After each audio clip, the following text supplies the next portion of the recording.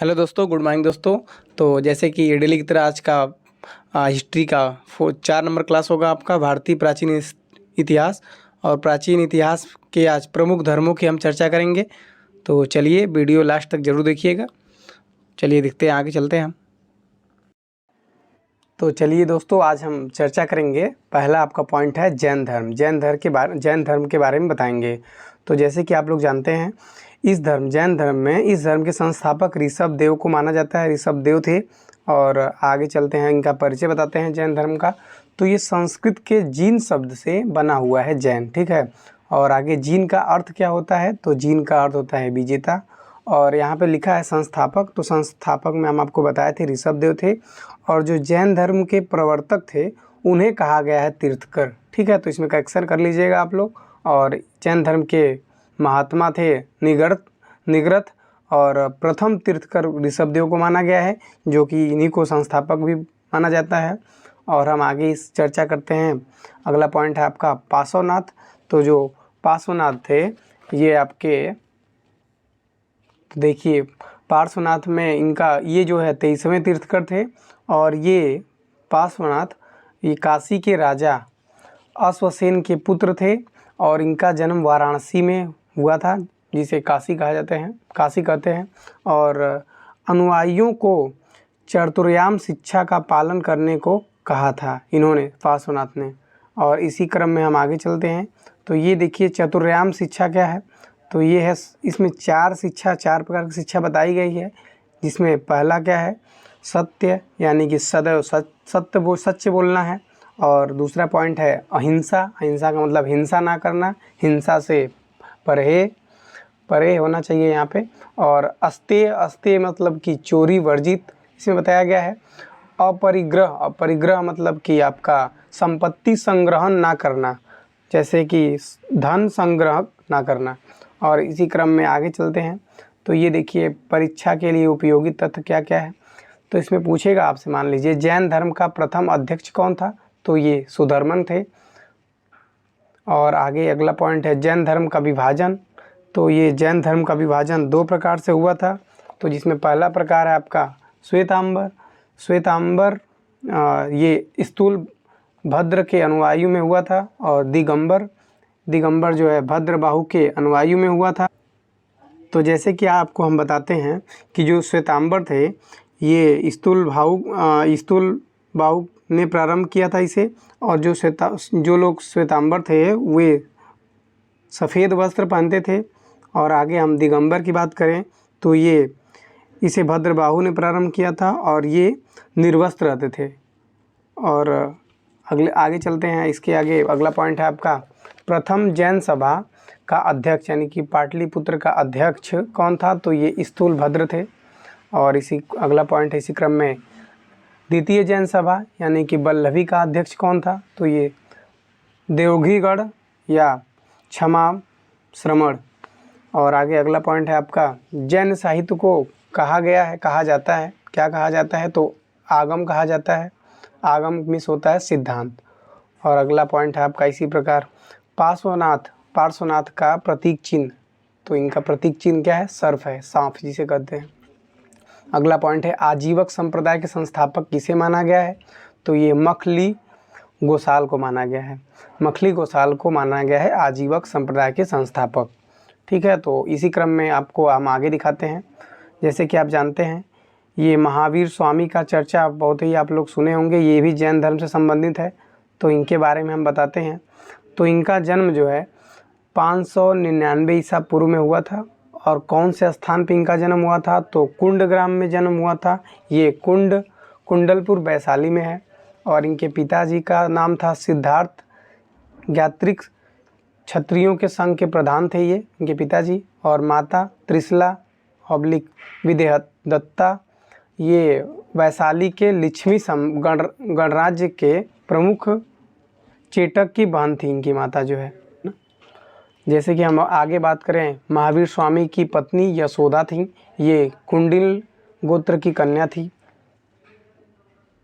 और इनकी पुत्री, महावीर स्वामी की पुत्री का नाम अड़ोज्जा प्रियदर्शना, 2 पुत्री थी। और दामाद की बात करें तो ये जमाली जो है दामाद थे इनके। और जैन, इसमें महावीर स्वामी की हम बात करें तो ये जैन धर्म के 24वें तीर्थकर थे और एवं अंतिम तीर्थकर भी इन्हें माना गया है, महावीर स्वामी को ही। ठीक है, तो इसी क्रम में वास्तविक संस्थापक भी इन्हें माना गया है जैन धर्म के, महावीर स्वामी को। और आगे चलते हैं इसी प्रकार। चलिए इसके अगला पॉइंट पे बात करेंगे हम। तो इस ज्ञान की प्राप्ति, जो महावीर स्वामी हैं इनकी ज्ञान की प्राप्ति के बारे में बात करेंगे। तो ज्ञान की प्राप्ति को कैवल्यक नाम से जाना जाता है और ये जो है ग्रीम्भिका ग्राम के समीप इनका स्थान है। ये ऋजुपालिका नदी के तट पर, ऋजुपालिका नदी है उसी के तट पर साल वृक्ष के नीचे इनको ज्ञान की प्राप्ति हुई। और अगला पॉइंट है आपका ज्ञान प्राप्ति के पश्चात महावीर स्वामी, ज्ञान प्राप्ति करने के बाद का कंडीशन बताया जा रहा है इसमें। नए नाम, इनका नए नाम से जाने लगे तो केवलीन, अहर्त, जीन तथा निग्रत, ये चार नाम से जानने लगे। और इनका प्रथम शिष्य जो है जामाली, जो इनका दामाद है, वो प्रथम शिष्य इनका बना। और चतुर्याम शिक्षा के 5वें व्रत ब्रह्मचर्य को जोड़े। और अगला पॉइंट है अनेकांतवाद, स्यादवाद का प्रतिपादन इन्होंने किया। और पुनर्जन्म एवं कर्मवाद में विश्वास रखते थे ये। और इनकी अगली बात करेंगे, अगला पॉइंट है इनकी मृत्यु जो है 527 ईसा पूर्व हुई थी और राजगीर के निकट पावापुरी में इनकी मृत्यु हो गई थी। और इसी के साथ हम अगला पॉइंट आपका डिस्कस करेंगे। तो चलिए अगला पॉइंट है आपका बौद्ध धर्म से संबंधित है।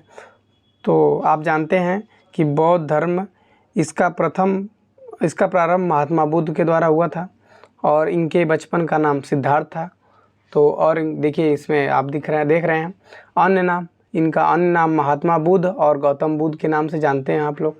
और इनकी माता का नाम महामाया था। इनके पिता सुद्धोधन थे, शाक्य वंश के थे ये। इनका जन्म, गौतम बुद्ध का जन्म 563 ईसा पूर्व लुम्बिनी में हुआ था। और इनके जन्म के एक सप्ताह बाद ही महामाया यानी कि इनके माता जी की मृत्यु हो गई थी, जिस वजह से इनका लालन पालन गौतमी प्रजापति, इनकी मौसी हैं, उन्होंने किया। और इनका विवाह 16 वर्ष की आयु में हो गया। और इनकी पत्नी का नाम यशोधरा था, ये भी शाक्य वंश से संबंधित है। और इन्हें एक पुत्र की प्राप्ति हुई जिसका नाम राहुल था। और इन्होंने 29 वर्ष की आयु में गृह त्याग यानी घर छोड़ दिया इन्होंने। और अगला पॉइंट है ज्ञान की प्राप्ति इन्हें 35 वर्ष की आयु में हुई थी। इसी प्रकार अगला चलते हैं चलिए तो आगे परीक्षा उपयोगी तथ्य 4 जो है महात्मा बुद्ध ने 4 सत्य कथन कहे हैं, वो इस प्रकार है। 4 और सत्य, दुख यानी कि संसार दुखों से भरा है। और दुख समुदय का मतलब हर दुख का कोई न कोई कारण है। और अगला पॉइंट है तीसरा आपका दुख निरोध, सभी दुखों का सबसे बड़ा कारण इच्छा है, इच्छा पाना। और चौथा दुख निरोध गामिनी प्रतिपदा, इसका अर्थ है इस इच्छा पर नियंत्रण पाया जा सकता है। और आगे देखते हैं सर्वाधिक प्रचार इन्होंने कौशल जो श्रावस्ती में है यहाँ किया था, श्रावस्ती में 21 वास। और इसी क्रम में अगला पॉइंट है आपका महापरिनिर्वाण, कुशीनगर में 80 वर्ष की आयु में शरीर त्याग, ये इन्होंने शरीर त्याग कर दिया 483 ईस्वा पूर्व। और इनका महापरिनिर्वाण से पहले अंतिम समय में अंतिम वर्षा ऋतु वैशाली पावा में चुंद ने सुकर मजों खिलाया, ये जो है मीठा जहर होता है। कुशीनगर में सुभज्ज को अंतिम उपदेश इन्होंने दिया था गौतम बुद्ध ने। और इसी क्रम में आगे चलते हैं, हम आपको अपने हिसाब से बताते हैं कि इच्छाओं पर नियंत्रण पाने के लिए इन्होंने 8 मार्ग बताया है जिन्हें अष्टांगिक मार्ग कहते हैं। अष्टांगिक मार्ग का मुख्य उद्देश्य था व्यक्ति को बीच के रास्ते से चलना चाहिए, नहीं सरल और ना ही कठिन। ठीक है, और इसी क्रम में आगे ये अष्टांगिक मार्ग हम आपको बता दिए हैं। इसमें 3 प्रकार से बताया गया है, प्रज्ञाशील समाधि। और आगे चलते हैं इसी क्रम में महत्वपूर्ण तथ्य है जो चलिए, तो कुछ महत्वपूर्ण तथ्य है जो इस प्रकार है। ये अपने साम्राज्य में भ्रमण करने के दौरान कुछ 4 व्यक्ति जीवन में 4 अवस्थाओं को देखा, जिनके बाद इनके मन में वैराग यानी कि गृह त्याग उत्पन्न हुआ। बुद्ध के वैरागी होने के उत्तरदायी 4 दृश्य का हम क्रम वाइज आपको दिखाते हैं। तो इन्होंने पहला जो देखा वो वृद्ध व्यक्ति को देखा, और दूसरा बीमार व्यक्ति को देखा, तीसरा मृतक यानी कि शव को देखा, तथा प्रसन्नचित्त सन्यासी को देखा। इन्होंने 4 प्रकार के व्यक्ति को देखा था। और गृह त्याग के बाद सर्वप्रथम इनकी मुलाकात सांख्य दर्शन के आचार्य अलार्क कलाम से हुई। ये वैशाली के समीप इनकी मुलाकात हुई थी। और इसका अगला पॉइंट है, राजगृह के निकट रुद्रक रामपुत्र से मुलाकात हुई, और इनको महात्मा बुद्ध का गुरु माना जाता है, रुद्रक रामपुत्र को। अगला पॉइंट है ज्ञान प्राप्ति। तो ज्ञान प्राप्ति के बाद ही इनका नाम सिद्धार्थ से महात्मा बुद्ध पड़ा। तो बुद्ध का अर्थ होता है ज्ञानी व्यक्ति। 35 वर्ष की अवस्था में वैशाख पूर्णिमा की रात्रि पीपल के वृक्ष के नीचे इनको ज्ञान की प्राप्ति हुई। और अगला पॉइंट है, चलिए आपको दिखाते हैं परीक्षा दृष्टि से उपयोगी क्या क्या है पॉइंट आपको। तो पहला पॉइंट है आपका, बौद्ध धर्म के अनुयायी को 2 भागों में बांटे हुए थे, जिसे भिक्षु भिक्षुणी तथा उपासक उपासिकाएं कहा जाता है। और अगला पॉइंट, एशिया के ज्योतिपुंज के नाम से किन्हें जाना जाता है, तो गौतम बुद्ध को ही जाना जाता है। गौतम बुद्ध के जीवन पर आधारित लाइट ऑफ एशिया नामक काव्य पुस्तक के रचयिता कौन है, तो एडविन अर्नाल्ड। और इसी क्रम में अगला पॉइंट है, हीनयान का शाब्दिक अर्थ ये निम्न मार्ग होता है। महायान का शाब्दिक अर्थ क्या होता है, तो उत्कृष्ट मार्ग होता है। बुद्ध अपने मत को कहते थे, क्या कहते थे, मध्यमा प्रतिपदा, मध्यम मार्ग। और अगला पॉइंट है आपका इसी क्रम में, तो अगला पॉइंट है घटना प्रतीक चिन्ह। कौन सी घटना का कौन सा प्रतीक चिन्ह है, इसके बारे में हम चर्चा करेंगे। तो जन्म, जो इनका जन्म हुआ था उसका प्रतीक कमल एवं सांड से लिया जाता है प्रतीक। और गृह त्याग की बात करें तो गृह त्याग को हम महाभिनिष्क्रमण कहा जाता है गृह त्याग को, और इसका प्रतीक घोड़ा है। और ज्ञान की प्राप्ति पीपल बोधि वृक्ष ये प्रतीक है। और निवारण प्रद चिन्ह और मृत्यु यानी कि महापरिनिर्वाण ये हुई थी स्तूप, इसका प्रतीक चिन्ह है। इसी क्रम में हम आगे चलते हैं। त्रिरत्न कौन कौन है, बुद्ध धम्म संघ। और आगे अगला पॉइंट है त्रिपिटक, यानी कि पाली भाषा में 3 प्रकार की विनय पिटक, सुत्त पिटक, अभिधम्मी पिटक। ये विनय पिटक क्या है, संघ संबंधित नियम। असुत्त पिटक बुद्ध के उपदेशों का संग्रह। और अभिधम्म पिटक ये दार्शनिक सिद्धांत के बारे में बताया गया है। अगला है शिक्षा का बौद्ध संबंधित, ये 3 प्रकार से, तो बौद्ध धर्म का शिक्षा के 3 प्रकार का है। ये नालंदा, वल्लभी, विक्रमाशिला। तो नालंदा की चर्चा कुमारगुप्त के द्वारा और विक्रमाशील का धर्मपाल के द्वारा। और आगे चलते हैं इसी क्रम में। तो ये शब्द है, और तो इसमें कौन कौन सा शब्द है, इसका अर्थ क्या है बताएंगे। चैत्य मतलब महापुरुषों के धातु अवशेष सुरक्षित रखने वाली समाधि को चैत्य बोलते हैं। विहार किसे कहते हैं, भिक्षुओं का आवास को विहार कहते हैं। स्तूप मतलब कि इसका अर्थ होता है मृतक की चुनी हुई अस्थियों को रखने का स्थान, इसे स्तूप कहा जाता है। चलिए इसी क्रम में हम आगे चलते हैं। तो ये बौद्ध संगीतियाँ हैं।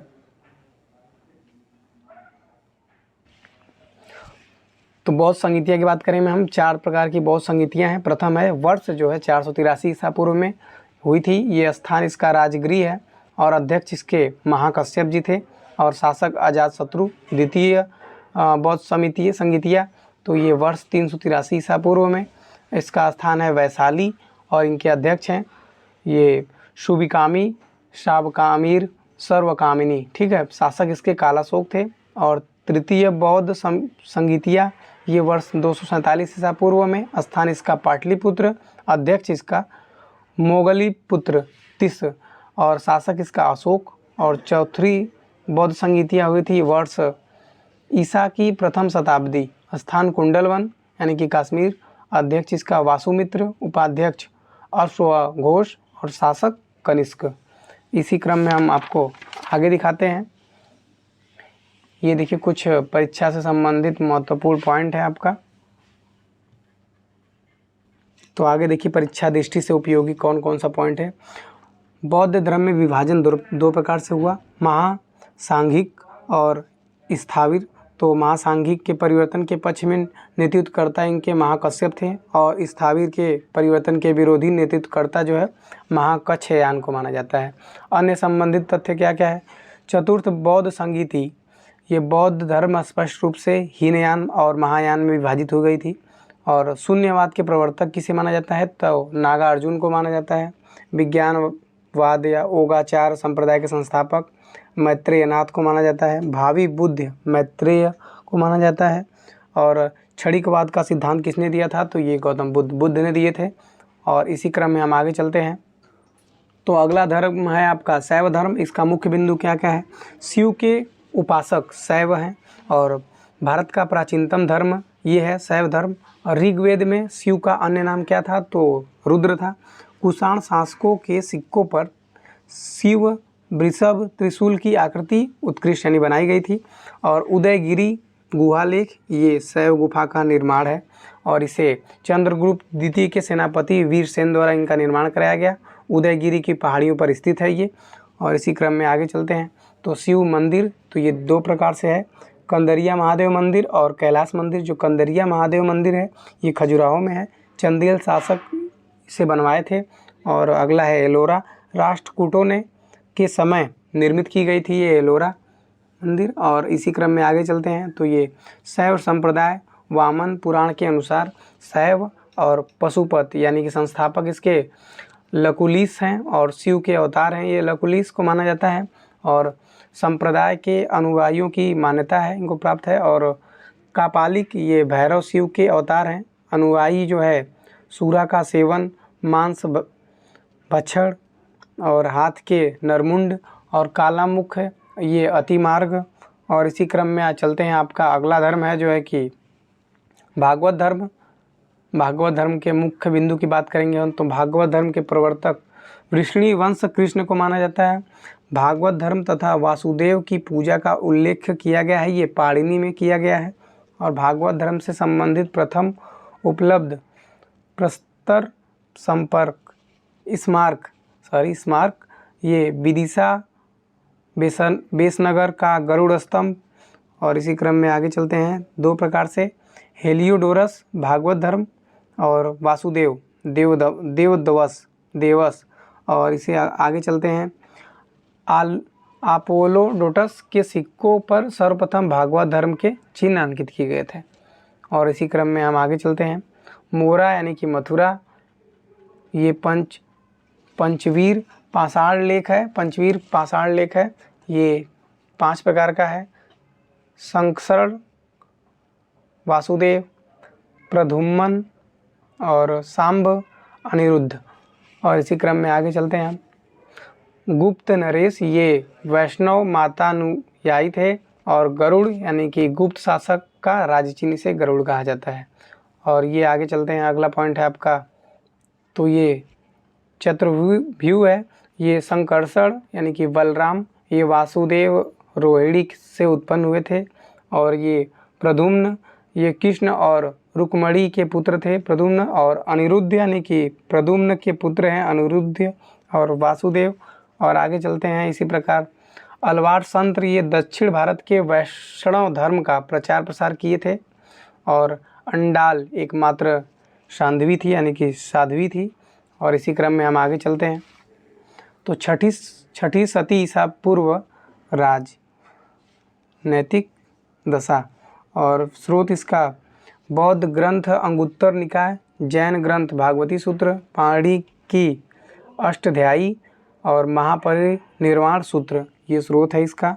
परीक्षा उपयोगी कुछ महत्वपूर्ण पॉइंट है, हम चर्चा करेंगे इस प्रकार। बुद्ध काल का सबसे बड़ा तथा शक्तिशाली गणराज्य ये वैशाली है। पुराणों के अनुसार मगध मगध पर शासन करने वाला पहला राजवंश तो ये बृहदत्त वंश था। और बौद्ध ग्रंथों के अनुसार मगध का प्रथम प्रतापी शासक तो ये बिंबिसार था। इसी क्रम में आगे चलते हैं। काशी का सबसे शक्तिशाली शासक तो ब्रह्मदत्त था दोस्तों। और अगला पॉइंट है आपका रामायण कालीन कौशल राज्य की राजधानी तो ये अयोध्या थी, अयोध्या। और प्राचीन श्रावस्ती का नगर विन्यास जो है अर्धचंदाकार टाइप हुआ था। और इसी क्रम में हम आगे चलते हैं तो आपका 2 राजधानियों वाले महाजनपद की चर्चा करेंगे हम। तो ये कौशल उत्तरीय भाग का राजधानी श्रावस्ती और दक्षिणी भाग की राजधानी साकेत। और कौशल में 2 भाग था। और मल्ल ये पावा और कुशीनगर राजधानियाँ इसकी थी।